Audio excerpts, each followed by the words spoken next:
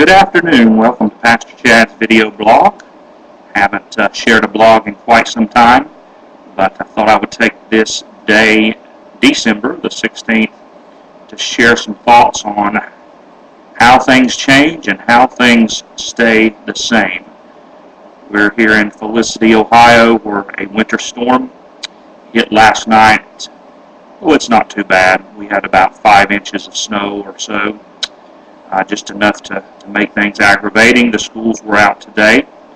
I came on into my study because I can borrow my wife's four-wheel drive vehicle, and it makes it much nicer. The church lot has not yet been pushed off, and my little truck does not do well in 5 inches of snow, but her big four-wheel drive does great. How things change and how things stay the same. We come to a close of another year this 2010. It's hard to believe. I was reflecting in my journal this morning, and I am thankful this year that I've been very committed to my journaling, which throughout my spiritual walk has been one of the most effective and most important disciplines for me, a very overlooked discipline. I was reflecting on my journaling this morning as I finish up my 15th full year in pastoral ministry. How many things have changed and how many things have stayed the same.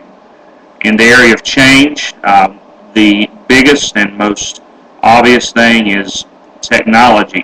When I started in pastoral ministry in 1994, I had never sent or received an email.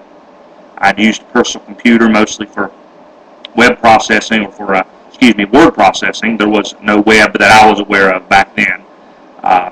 I could not have imagined the technology I use on a regular basis now, being able to sit here in my study with relatively inexpensive equipment and access and upload a video that you can watch if you have any desire to, and then the things that my little BlackBerry does.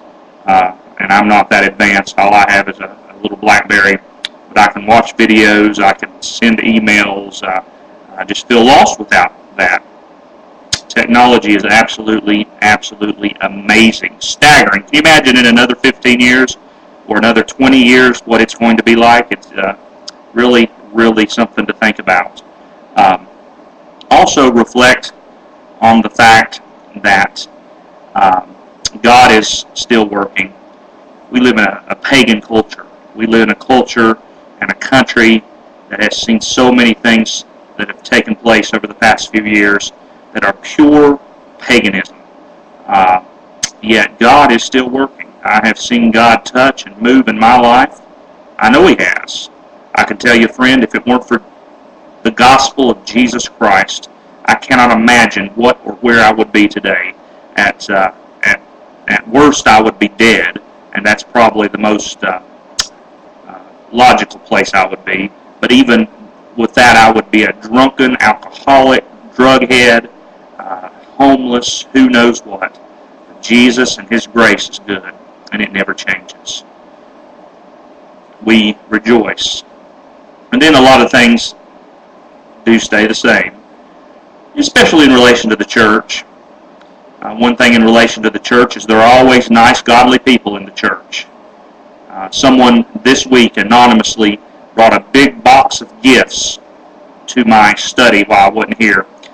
I took no credit for it. 12 gifts and with instructions on them. Pastor Chad, here's your 12 days of Christmas where I could open a gift each day. I opened my second one today. Very cool. Such an encouragement. So many nice people, godly people, decent people, encouraging people, people who don't gossip, people who don't backbite. But then on the flip side, I truly believe that the meanest, nastiest, most hateful people on the earth are in Baptist churches. In 15 years of pastoral ministry, I don't even know how many times I've had people tell me they hate me. Had a lady call me at 5 o'clock in the morning one time. I answered the phone. First words out of her mouth, "I hate you." Had my life threatened on a couple of occasions. I've been spit on. Had my tires slashed. I could go down the list. And that's by church people. It's unbelievable. Unbelievable how mean there are people in church. But I want to tell you, God's going to have His say. God's going to have His say at the end of the day, and we will see His grace, goodness, and His power. Thank you all, those of you who are godly, gracious followers of Jesus Christ. Oh God, help us have genuine revival. Oh God, help us be genuine. Help us follow Christ wherever we are, whether it's a big city or a little hick town like Felicity, Ohio.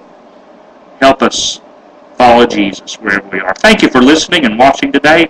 I appreciate it, and maybe I'll have time to post another blog before Christmas. But if not, Merry, Happy Christmas to you. God bless you.